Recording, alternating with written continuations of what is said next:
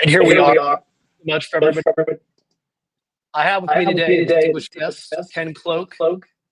Ken is a world-recognized mediator, dialogue facilitator, conflict resolution systems designer, teacher, public speaker, author of numerous books and articles, and a pioneer and leader in the field of mediation and conflict resolution for the last 37 years. He's also an attorney, arbitrator, judge, and co-founder of Mediators Beyond Borders, the director for the Center of Dispute Resolution in Santa Monica, California, a coach, consultant, facilitator, and a prolific author. Ken, do you mind if I read a few of your works? Go right ahead. Thank you. I'm going to run through these quick because there's quite a bit.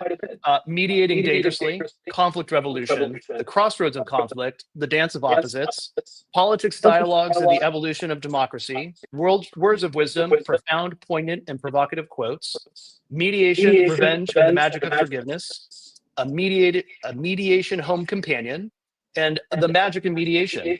He's also co-authored The Art of Waking People Up, Resolving Conflicts at Work, Resolving Organizational Conflicts, of course, Resolving Personal and Organizational Conflicts, The End of Management, and Thank God It's Monday. Ken, did I leave anything out? Just a couple, but that's okay. That was plenty.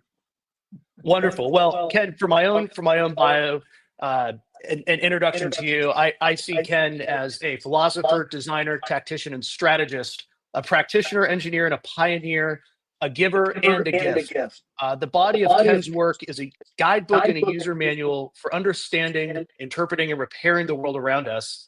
I'm honored, Ken, that you would take the time to visit with me and to share your time with everybody who's watching, who's fortunate enough to be with us now or who might be watching later. Your works are not hard reads, but they are hard to read. And fair warning to anybody else, the journey into conflict might reveal more about yourself than what you hope to learn about others. Great, absolutely. So with that distinguished bio, Ken, I wanted to reach out because it's been 15 years since you and I sat in a classroom together, and which, gosh, time flies. And when I think about the world around us now, I think about how much can be boiled down to what you've spent your life talking about, and that's conflict, both within ourselves and with others. So I wanted to invite you on and talk about that, and hopefully that might pave some way for understanding and discourse. Sure. So let's start at the beginning. Conflict is a fact of the universe. We can think of conflict in nature as being the difference between light and dark, between forward and backward, between past and future, between up and down, positive and negative. These natural forms of conflict tell us something important about human conflict. And that important thing, I think, is that natural conflict demonstrates that there are two truths in the universe, the truth of positive and the truth of negative. But in human conflict, while there are also two truths that are present, each of us has the attitude that our truth is the only one that matters. And that's part of what gets us into trouble. And we get into trouble on multiple levels. First of all, just internally inside of ourselves, we all have different parts of ourselves. We all have little internal conflicts. And so one location of every conflict is inside of each of us. But we also have conflicts with one another. So a second location is conflicts that are between us. And a third location of conflict is that there are also conflicts around us. We are surrounded by, right now in the United States, social, economic, and political conflicts that are deeply divisive, highly polarizing, and most of us have a lot of difficulty handling conflicts on virtually all of those scales. And For the last 45 years, I have been deeply involved in resolving conflicts. I have mediated thousands and thousands of those disputes. And what I've discovered in the course of those mediations is, first of all, that a large part of our conflicts consists of our lack of skill at being able to handle them. And those skills are available to us. And a part of what mediation has done over the last several decades is to develop a very powerful set of skills in being able to resolve conflicts. And that's really, I think, the focus for our conversation today. And those skills operate on in each all of those locations, but they're different. So the skills that you use to deal with your own internal conflicts are not the same skills that you would use if there are conflicts in your marriage or your family. And those aren't the same skills that you would use if you have conflicts in your workplace or in your community or in a political environment or a social environment on the planet as a whole. And so what we discover is that on the one hand, all conflicts have something similar about them. Uh, and those similarities um, are each of them vulnerable to a different set of skills. And then secondly, we can take those skills that work on one level and alter them a little bit and apply them on a much larger scale, and vice versa. We can take skills that work internationally and apply them to conflicts in our families. So, what we are looking for is what are the methodologies that are successful in allowing us to become more skilled in handling our conflicts. And just as a simple illustration, here's one thing that you can say in any conflict, no matter what level, that will have an impact on the person on the other side and tend to reduce their willingness to see you as the enemy. And that one phrase that you can use is, can you tell me more? How interesting. I'd like to know more about that. What is it that's really bothering you about this? Why do you feel so strongly about it? What life experiences have you had that have led you to feel so passionately about this issue? Those kinds of questions are fundamentally disarming because what they say is, I'm not interested in being your enemy, even if you attack me. Instead, I want to find out why you are doing this. And the best way of doing that is to try to find out what's actually going on for you. What has your life been like? What experiences have you had? And just a very simple tell me more is going to be one basic skill that we can use in connection with conflict. And then, of course, that leads to a second, which is listening. And actually, what we discover when we listen is that listening is a methodology for building empathy. And what I mean by empathy is we can distinguish between sympathy, which is sort of poor you, I feel sorry for you, but empathy is the discovery within of the other within yourself. That is, the question that we ask to build empathy is, what would have had to have happened to me to make me act like that? And now let's find out whether that's true for them or not.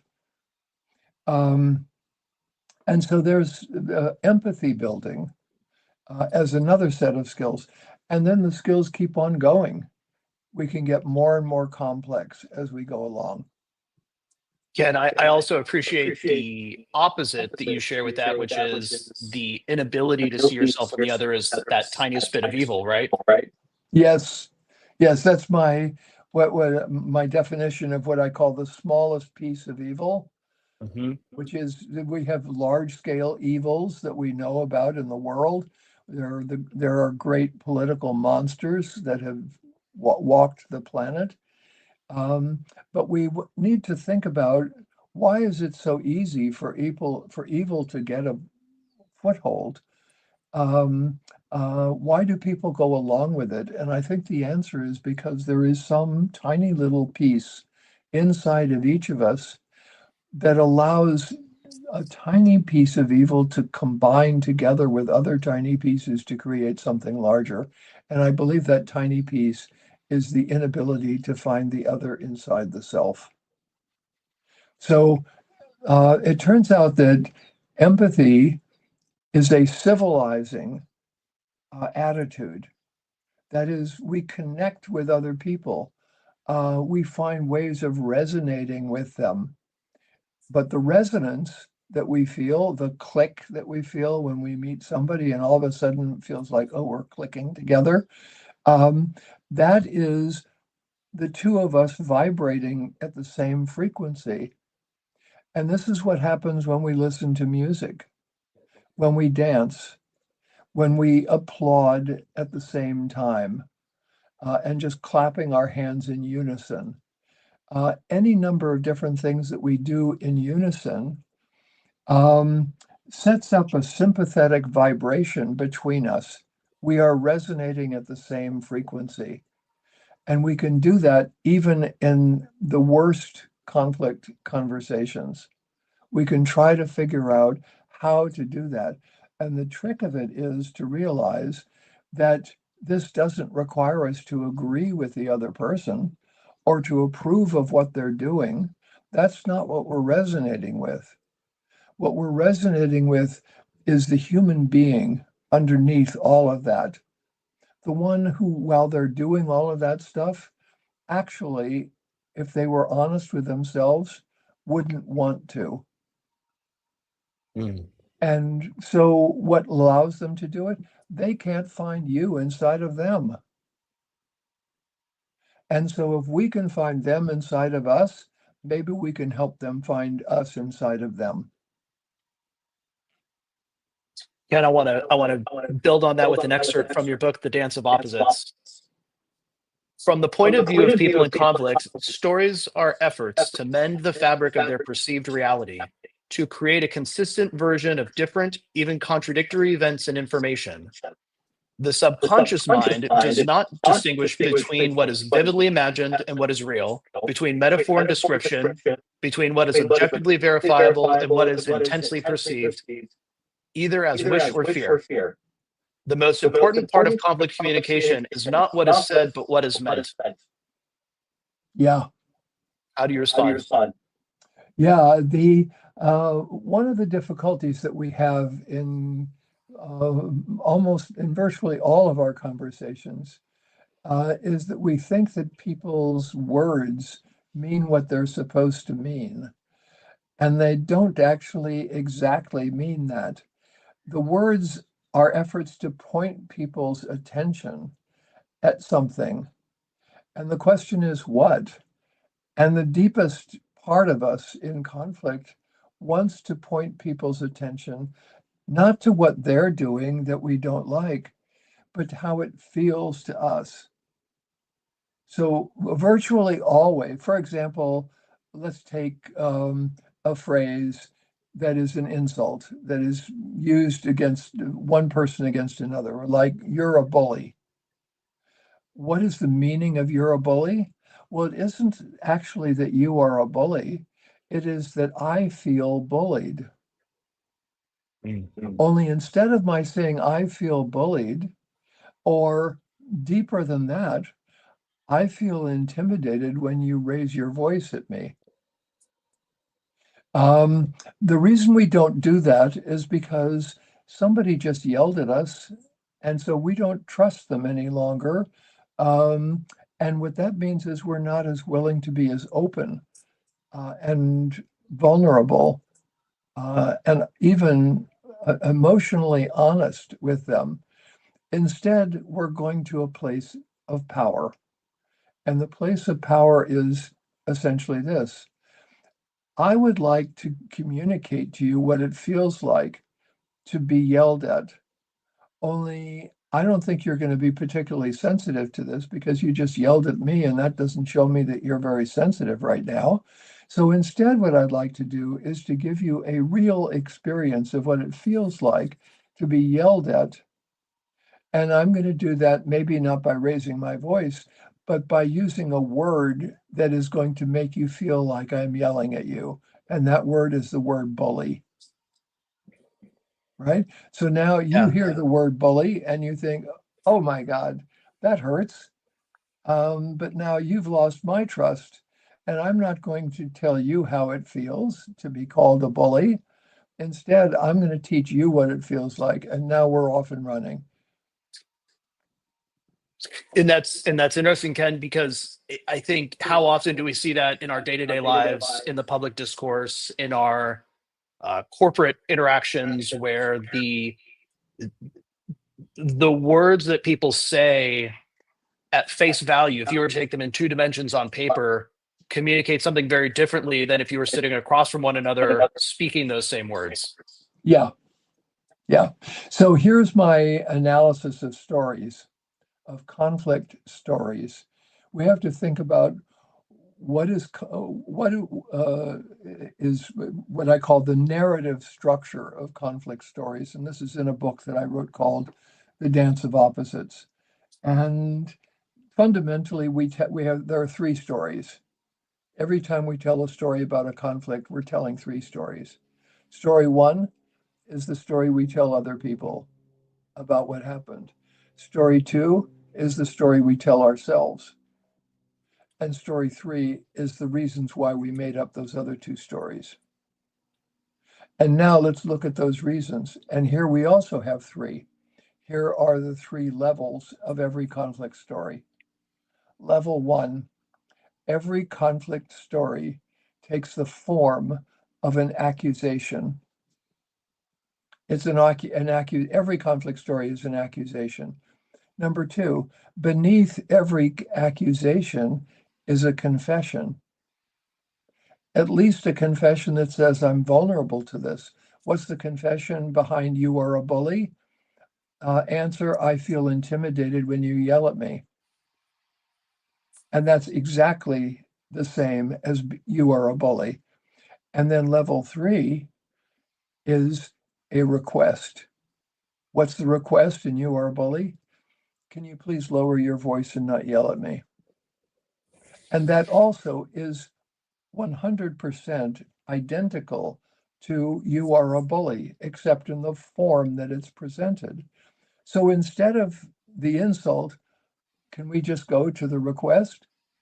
And now, when you're insulted, if you understand that somebody uses an insult in connection with you, what you can then do is to ask yourself the question, what is the request behind that insult or behind that story?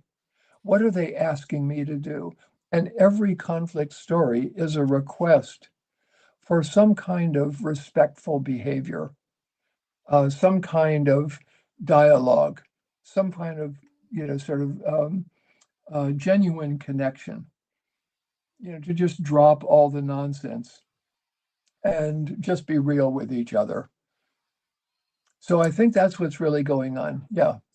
Do you think that the magnitude of the conflict can, in some cases, be determined by the gap in what is being said and the request, or what it means to me? So the example in the bullying, in the second statement of the bullying is, I feel, could it be the person who wishes not to be bullied is in fact saying, I feel weak, or I Yeah. believe that I am weak, and Yeah. that the space between those two statements is directly related to the severity of the conflict.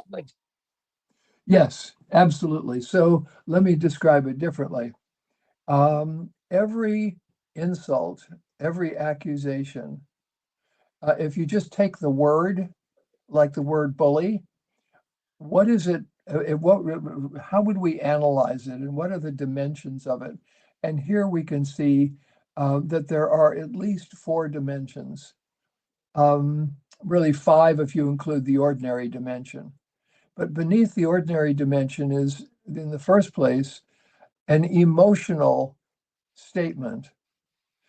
What is the nature of the emotional statement? Well, the answer is it is negative and indirect.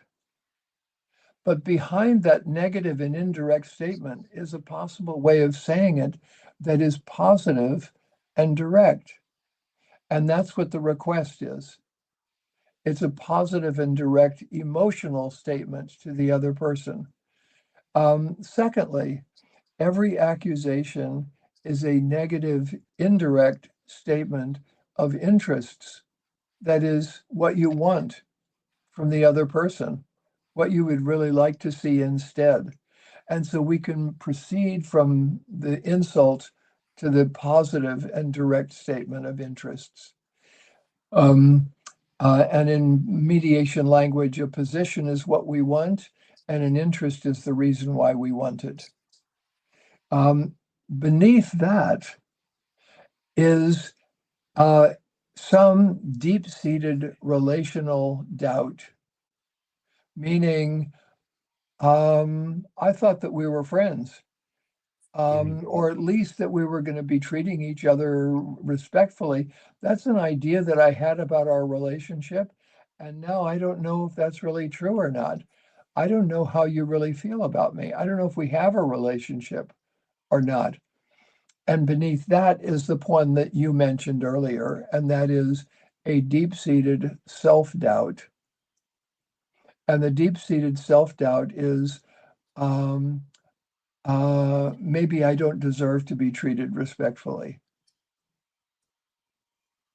And I think you're absolutely right. When that is there, and often it is there because of the experience of trauma, especially childhood trauma, which is the deepest, because as children, we're much more vulnerable and easily hurt. And so what happens is when a parent or someone we care about says, you are a bad person, we take that seriously. And then implanted inside of us is this place that we can go to whenever there is something bad that happens to us. It's my fault. I did it. I'm unworthy. I don't deserve to be treated respectfully.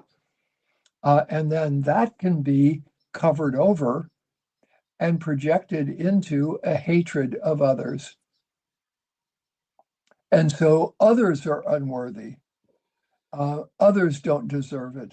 And now we can divert attention from ourselves and focus on how much we hate other people. And this is one of the sources of hatred, it seems to me. Ken, how much of that do you think is happening, let's say, particularly in the American culture, as an explanation of the micro, macro, and kind of global conflicts that we're experiencing now?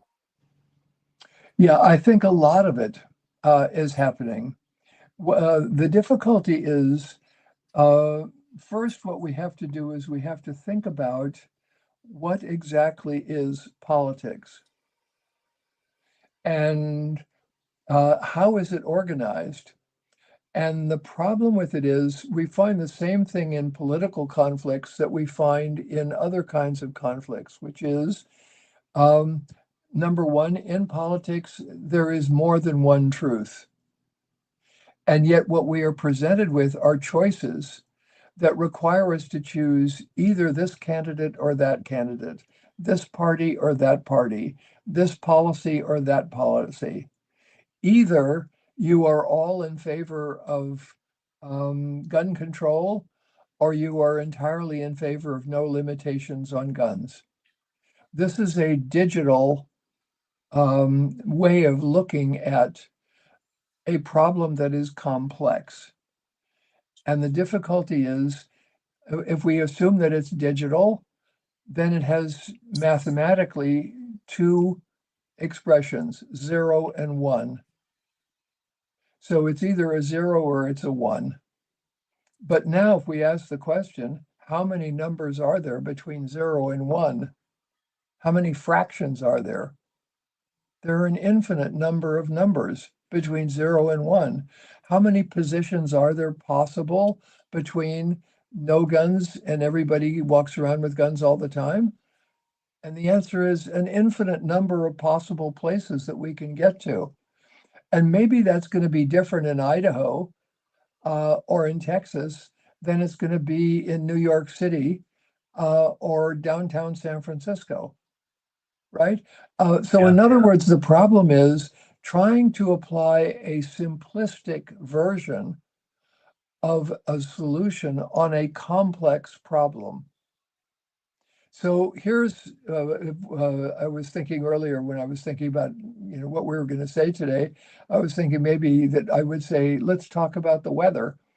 Only instead of talking about what the weather is, we'll talk about what makes the weather. And here we can show that mathematically it has been proven that the weather is chaotic, meaning if you can predict the weather to 12 decimal points, that 13th decimal point is going to throw off everything. And that's going to make it completely unpredictable. So it becomes chaotic. And now the question is, if we approach a complex, chaotic system and say of two things, it's either going to be rainy or it's going to be sunny, we're going to miss all the complexity in between. And it's identical in politics, except we haven't figured that out yet. So the problem is there is in mathematics something that is called the butterfly effect when it's applied to the weather. And the butterfly effect says, okay, we go out to that 14th decimal point or 13th decimal point, and now we can see that the way it's described is the flapping of the wings of a butterfly in the Amazonian rainforest can create a tornado in Texas months later. That's how sensitive the weather is. And the scientific definition of chaos is sensitive dependence on initial conditions. That's a quote. Sensitive dependence on initial conditions. But now, aren't conflicts sensitively dependent on initial conditions, like how you're feeling in that moment? Absolutely. So conflicts are also chaotic and unpredictable. Therefore, what we can say is there is a conflict butterfly effect. But if that's the case, there is also a mediation butterfly effect.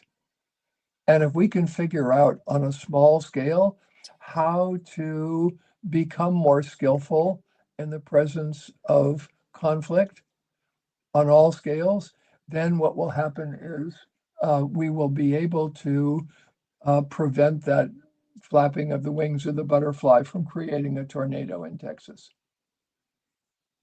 And I think that's what we're talking about. So yes, this means that there's a direct connection between our individual personal experiences with conflict. And can you see, I can just see that I'm fading out here for some reason. There we go. I'm back again. Between our individual personal experiences and what is happening politically. But there's something in addition to that, because we've kind of turned a corner in the direction of barbarism and cruelty and a willingness to engage in war, a willingness to starve people to death and attack apartment buildings and violate the Geneva Accords and just all of these things that we have developed over centuries as a way of limiting the amount of damage we do to one another. And we seem to be moving backwards around the world on that front, rather than trying to figure out how we sit down together and solve our problems with each other. Ken, you've been doing this a really long time, and I think before you even entered mediation or kind of this phase of life, you'd been in the throes of social justice and the civil rights movement and everything else. Have you seen an increase in the ease of transposing our anger from the digital realm into our community, in our neighborhood, in our home, in particular over the last 15 years?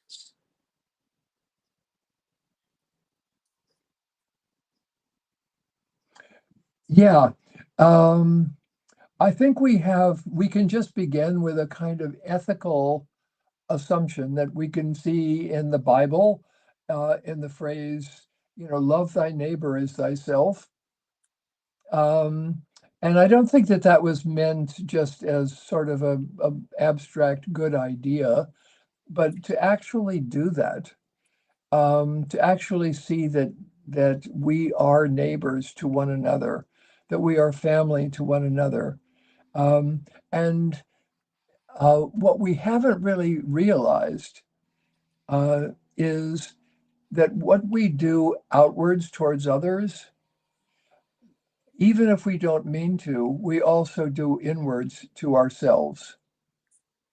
So if we take a look at any kind of oppressive system, any kind of system that authorizes cruelty, and it can be under Nazi Germany, it can be, under Stalin, it can be with slavery. And if we look, for example, at slavery, what we will see is, we can ask a couple of questions, like number one, who knows more about the other one, the master about the slave or the slave about the master? And the slave knows way more about the master than the master knows about the slave. And the second is, while the slave is physically oppressed and treated cruelly, the master becomes an oppressor and a cruel human being because you practice it every day. And the reason you practice it is because if you didn't, you wouldn't be able to own a slave because your slave would just walk away. And so what we have to look at are the forms of cruelty that we adopt in an effort to gain some advantage for ourselves over others. And basically, what this boils down to is what we in conflict resolution call a zero-sum game.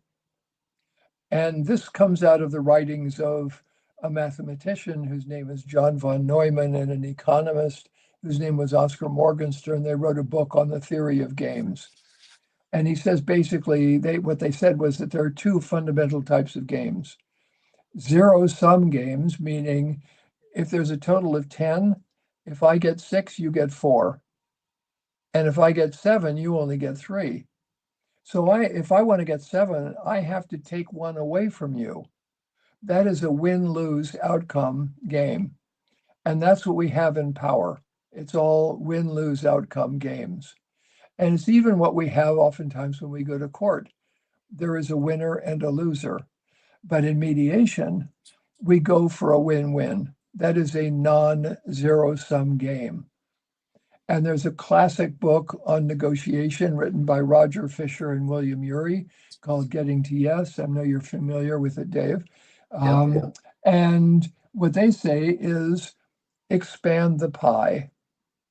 So don't assume that there's a fixed pie and that there's nothing else that you can do. Try to figure out ways of getting people's interests satisfied.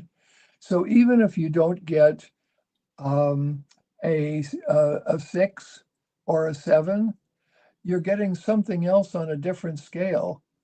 And one of the things that you get is peace of mind. One of the things that you get is happiness.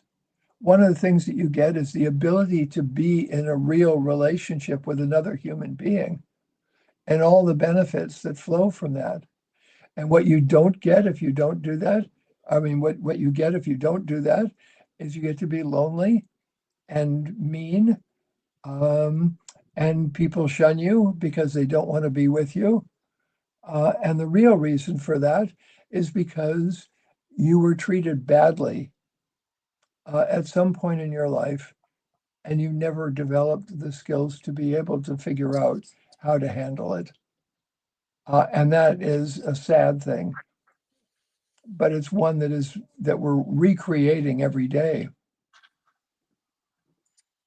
From mediating dangerously, most people prefer the conflicts they know to the resolutions they cannot completely imagine. Yes, thank you. Yeah. Yeah, I think we can think of different definitions of conflict. One is any place where there are two or more truths and an assumption that only one of them can actually be true. And we find this also in the world. People, particularly politicians, are across the board. It doesn't matter what country or what political party we're talking about. There is a kind of arrogance that is very, very strong among politicians. It assumes we know how to do this and we don't need to even listen to you to figure it out. But what we discover is that there is something called swarm intelligence or group intelligence, where groups of people can get together and actually come out with better solutions than any individual leader could ever do. And we do that by communicating with each other, by talking about what's important to us, not by just going along or being, in quotes, a team player and not rocking the boat, but actually rocking the boat a little bit and saying, no, that doesn't make sense to me. And now let's have a conversation.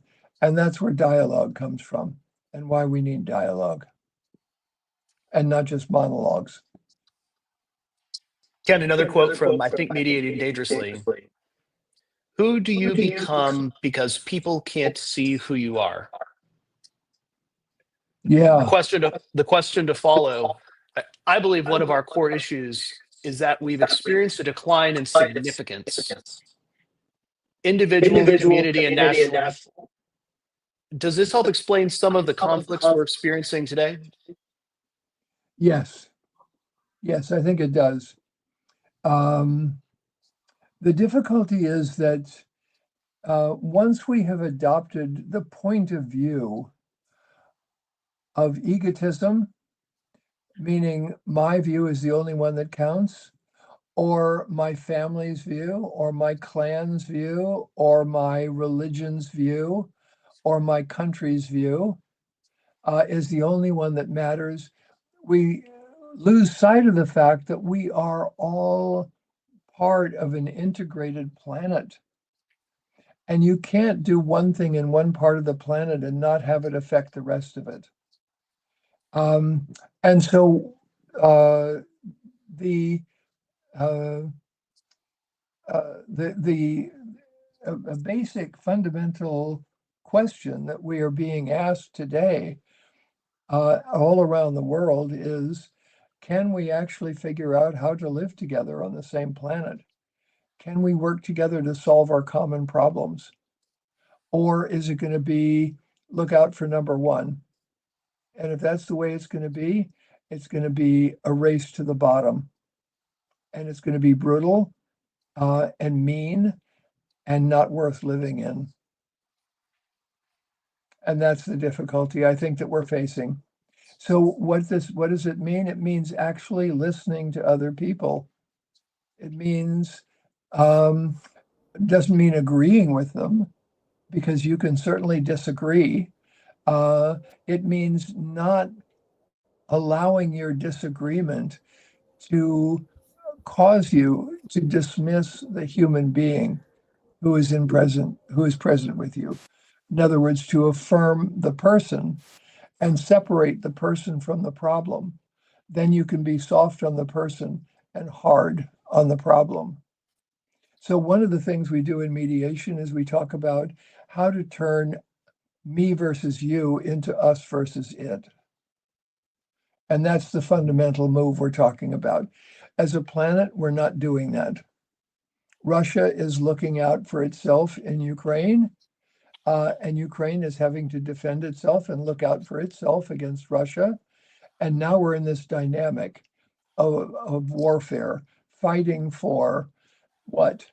For power, for territory, for resources. But what about life? We are meanwhile killing each other when we ought to be able to figure out how to live together.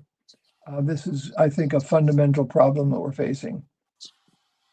And Ken, I have a quote for this. I think you've answered your own question. Dysfunctional systems manufacture conflict stories that personalize systemic discord as a way of disguising or repairing holes in systems that are exposed by the conflict. Conflict encourages anxious insiders to focus on other people's behaviors and attitudes. They personalize, polarize, and create self-fulfilling prophecies that help preserve and protect the system and at the same time ensure its eventual demise. Yeah. So here's, I think, an important piece. And we can take a look at this not at the level of sort of large scale systems. We can just take a look at us as individual people, or at families, or at marriages, or we can take a look, for example, at a company. And if we look at a company, what you will see is a certain level of order within the company. And here's the question. If you want to evolve to a higher level of order, what has to happen to the old order? And the answer is it has to be dissolved somehow in order to make room for the new order. What is that dissolve like? It looks like conflict, because the old order is there to protect itself. That's what a system does. A system tries to prevent change from happening. A marital system, a family system, they're all designed to try to create tomorrow to look just like today. Mm. But it never can succeed in doing that. So there's got to be a little bit of room within the system for moderate kinds of change. And the moderate change is fine, but if you come up with something fundamental that has to change, the system will resist that change. And then people will fight against it. One of the reasons why they fight against it in families is because they don't believe that there's any room for them in the new system. And so trying to help people figure out how we make the transition to a higher form of order is one of the ways out of the conflict. We look now at political conflicts. Here's my definition, another definition of conflict from a systemic point of view. Conflict is the sound made by the cracks in a system. And then what we need to do is look at those cracks. But the system is trying to protect itself by denying that there are any cracks. And so simply looking at the conflicts is already the beginning of the transition into a higher form of order, a form of order that doesn't just patch over those cracks, but actually eliminates them. And I think that's what we are facing also on the planet. There is a way backwards and a way forwards. And the way forwards is to figure out, for example, why is it that we're getting into so many conflicts over politics? And the answer, I think, is because politicians have a vested interest in being elected. And therefore, they want their constituents to be able to vote, and they want to disenfranchise all the others who would vote against them. But that's not in the public's interest. What's in the public's interest is to say, we all belong to this society. We all need to have a voice in what happens here. We are no longer children. We need to be treated as grown-ups. And even if we come out wrong on some level, we need to be able to have the conversations that allow us to be wrong so that we can also be right. And therefore, what we have to do is to say, we need everybody's input. So when I'm organizing conflict resolution sessions for companies and organizations, one of the questions that we ask at the very beginning in a phase that is called the convening phase is who needs to be part of the conversation? And there are two answers to that. One, people who can make something happen. And number two, people who can prevent it from happening. And we need to include those people in the conversation, because whatever the change is, it's got to be something that meets their interests as well. Otherwise, it's going to feel like it's imposed on them, and they never chose it. It wasn't their decision, and therefore they can fight against it. And we're back and running again. Instead, if we stop and say, all of us together, let's decide what we're going to do about this as a family, as a couple, as a community, as a company, as a nation, you will come out with a vastly different outcome. That's Ken, the from goal. the end of management, autocracy is the natural expression of hierarchical power and an inevitable consequence of bureaucratic formality. It is the self-perpetuation of privilege, which is the right to deny the rights of others, and the last resort of managerial power. Yeah. So the one of the we can think about this as a kind of evolution in the form of organization. And now, if we think about why we need organization, let's start at the most basic level, the worst possible circumstance, and that is a complete catastrophe.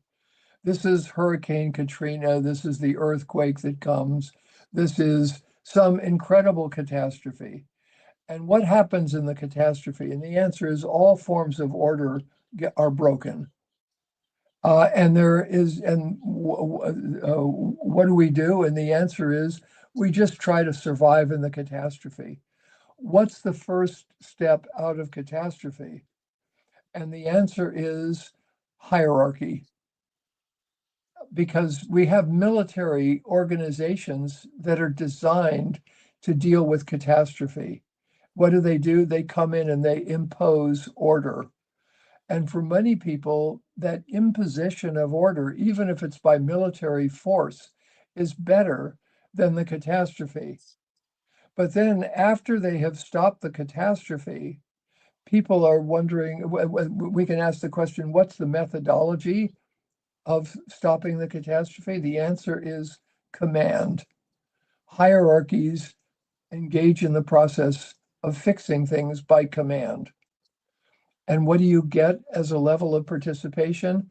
Answer, obedience. And that's what works in a catastrophe. So somebody says, quick, go over here and do this. And we do it because it's a catastrophe. And we can't have 3 or 4 people telling us what to do. We've got to have one person telling us what to do. That works. Second step, once the catastrophe, the purpose of this is called crisis management. So hierarchies are good at crisis management. After we're done managing the crisis, a new phase comes along, which is called administration. What does administration best? Bureaucracy. So the purpose of the bureaucracy is to manage the present so as not to slip back into crisis, so as not to fall into catastrophe.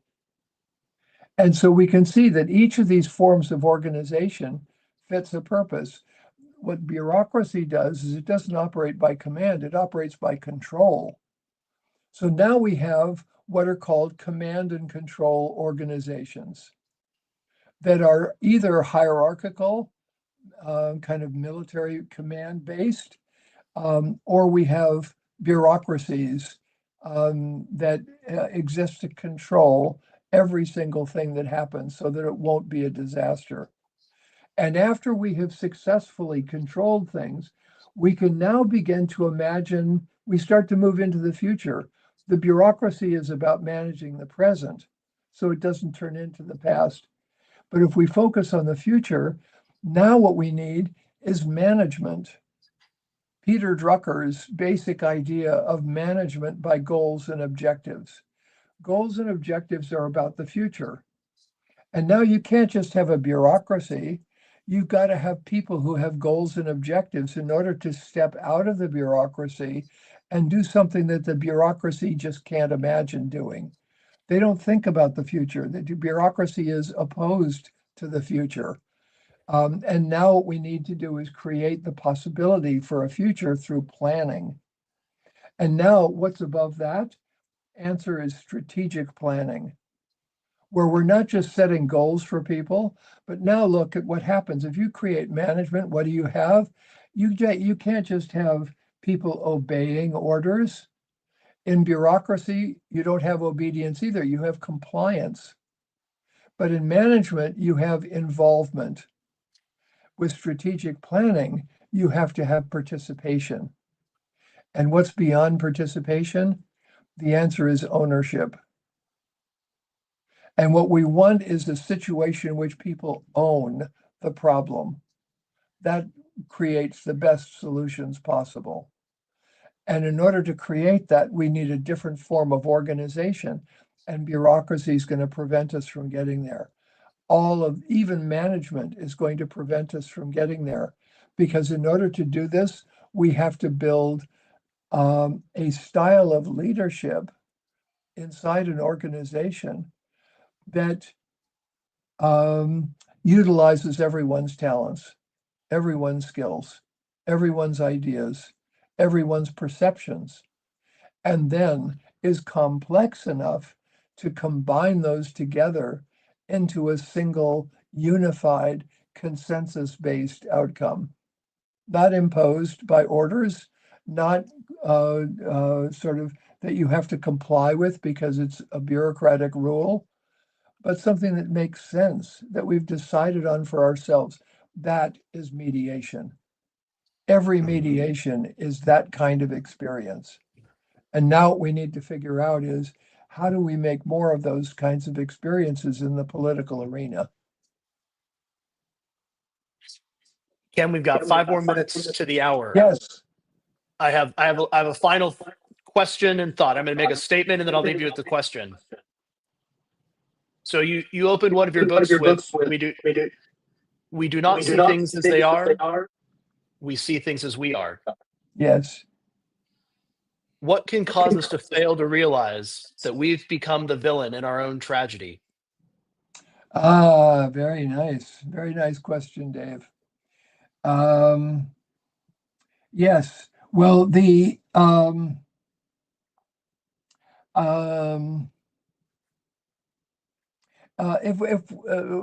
I will sometimes do this with a large group of people when I'm in the presence of a group, it's a little bit harder to imagine. But if we imagine right now that we were 50 or 100 people in a room seated around in a circle, and we ask the question, what do you see? Everybody's going to see something slightly different. And then the question becomes, whose vision is correct and whose is incorrect? And the difficulty is that everyone's is correct for them. And what we need in order to create a composite picture of the environment is to include everybody's vision, what everybody sees, and then try to integrate those into a single picture of what things look like going forward. So the problem with this is that the quotation that you mentioned, which is from a French writer, Anaïs Nin, is absolutely correct. We see things as we are. But then what we want to do is we want to find out, who are you? And that becomes a really, really interesting question. So it's not just a question of what you see, but who are you? And what causes you to see things the way that you do? And now, once we have said that, we've given permission for everybody to be who they are and to see things as they are. And that is fundamentally anti-dictatorial, anti-authoritarian, because it makes room for more than one truth. And how many truths are there in the world? Again, there are an infinite number. Sometimes when I'm doing this, either with people who are in conflict, or when I'm teaching, and we're talking about conflict stories, or two people are debating about what is true and what isn't, I will take a flip chart and I'll make like 50 little dots on the flip chart, little pinpoints, and I'll say each one of these dots is a fact. Then I'll take a marker and I'll connect 10 or 15 of those dots and call that A's story. And then I'll take another color pin and I'll connect another 10 or 15 dots, some of them overlapping with the first ones, and we'll call that B's story. And then the question is, whose story is correct? And the only answer is both of them and neither of them, because they both got some facts correct, but none of them have all the facts correct. And the more vision that we have about this, the more facts that we can understand. And these facts are then going to create a larger perception, a more expanded perception. And that's what we're looking for. So we start with the me, that is seeing the world as we see it. And then we go to the we, that is seeing the world as you see it, and as lots of other people see it. This is the famous story of the blind man and the elephant. Each person feeling a different part of the elephant. But the elephant is a complex beast. And even if you feel the outside, you haven't figured out what the inside is yet. And so what we do when we have, the more people that we have, the better we're able to understand complicated things. And the world is a complicated thing. And we need all of those views in order to solve our problems. I'll end with a quote from my notes from 15 years ago. This is Ken Cloke. It doesn't matter whose end of the boat is sinking. Yeah, we're all in it together. Absolutely right. Ken, it's been an hour. It's been so wonderful to see you. I'm glad to see you. Let's do it again. I didn't even get through. I have a whole bunch of notes that I'd love to get through some more. Great, Dave. A pleasure talking to you. Thank you very much. Everybody. Be well. You got it. You too. Bye-bye.